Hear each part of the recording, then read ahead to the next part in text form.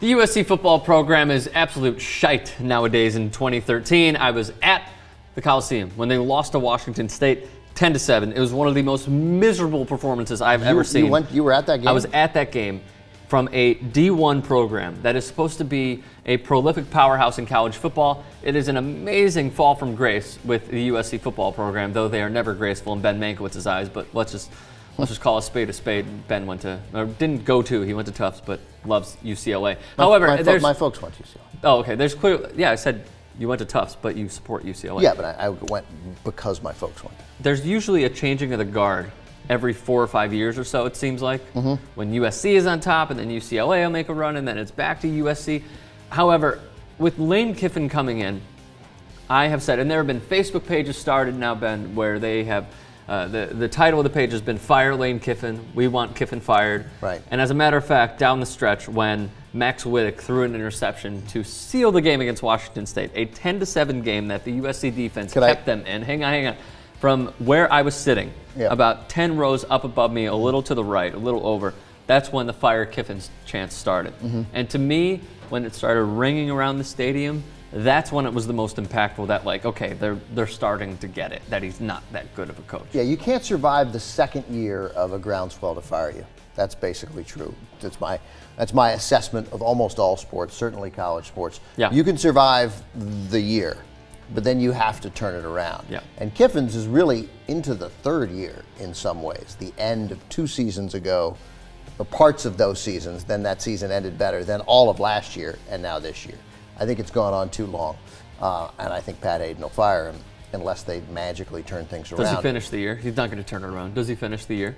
You know, you don't get coaches fired, especially early in a season in college football. Sometimes toward the end of the year, when you just have a game or two left, they'll do it and name an interim coach. But to have an interim guy come in and run the program for a whole year, a year that you actually have, you know, I mean, it matters to SC whether they go 8-4 or 5-7.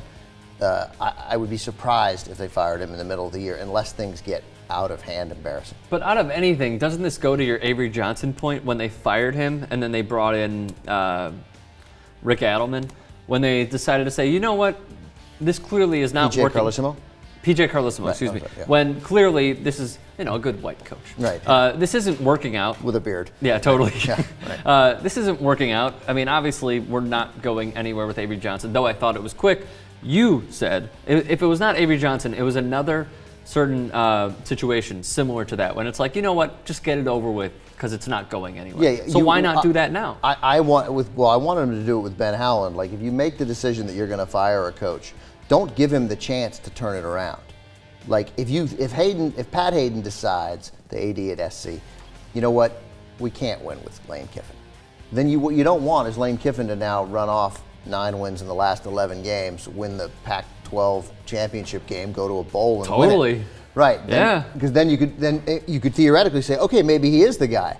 But if you feel that it's not, then I would say yes. I'm just saying it doesn't seem to happen very often in college football. Is he the luckiest coach in all of football? It may be, because his record of, I mean, clearly he's a very, very bright guy. Like, you don't fool this many people, this many smart people. So he gives good interviews. I mean, he's got, like, there are a lot of smart guys who aren't great coaches. I mean, Bobby Valentine continues to be, and obviously he had a great deal of success, but Bobby Valentine's the best failure with the Red Sox. Best television analyst I've ever heard in my life. Bobby Valentine, Oral Hershiser doing Sunday Night Baseball. TV and radio. Is so, unbelievable, sensational. But obviously, Bobby Valentine can't really work well with others. No, he can't. You know, so, and that may be true of Lane Kiffin. I don't know. But what is striking to me, and I'll only mention it for, give me 40 seconds on it, max. Oh boy. No, is that you got the excitement that exists on that campus at SC is for the freaking basketball team, and it's unbelievable. They hire Andy Enright, the coach from Central Florida, right? That's not where he was. Where was he from? Florida Gulf Coast. Florida Gulf Coast, from FGC, right? Right? Yeah. After their impressive tournament run, right? Yeah. They beat Georgetown. Lob City. And he gets there, and this week they take probably the #1 point guard in California, certainly the #1 point guard left in California. This kid from a high school where Darren Collison went. Yeah. And he's down to Indiana, Kansas, USC, and UCLA, but it was pretty clearly USC and UCLA. He's a big-time recruit. UCLA hasn't recruited a good point guard since Russell Westbrook. They had a big recruit. You're talking UCLA? UCLA has yeah, it. So, I mean, Howland missed on point guard after point guard after point guard. How is that possible with a school that brought out Jordan Farmer and Russell Westbrook and, you know, and Darren Collison? I mean, that just went point guard, point guard, point guard. Tyus Edney prior to that. So Howland kept missing, and now Alford is missing. And this kid, Jordan McLaughlin, picked SC yesterday over UCLA because he's excited about this coaching staff. And UCLA hired a coaching staff that was a high school buddy, Alford's from Indiana, who already has a big recruit from Indiana. And then a guy he brought from New Mexico and a guy from Oregon State.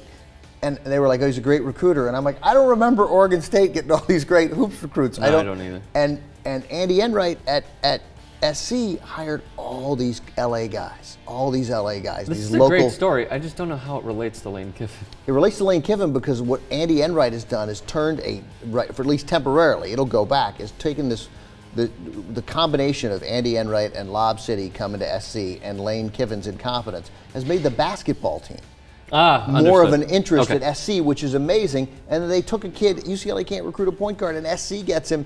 And now we got recruits, for football recruits, literally saying the words, I would love to go to USC if Lane Kiffin is not there. Yeah.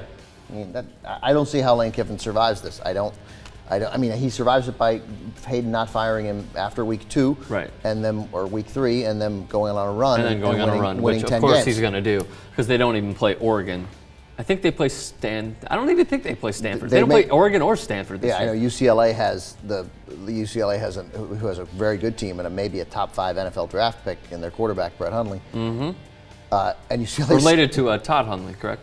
No. Yeah. And UCLA has a unbelievable schedule. I mean, they play everyone, and they play everyone on the road. Yeah. You know, they're doomed. Yeah.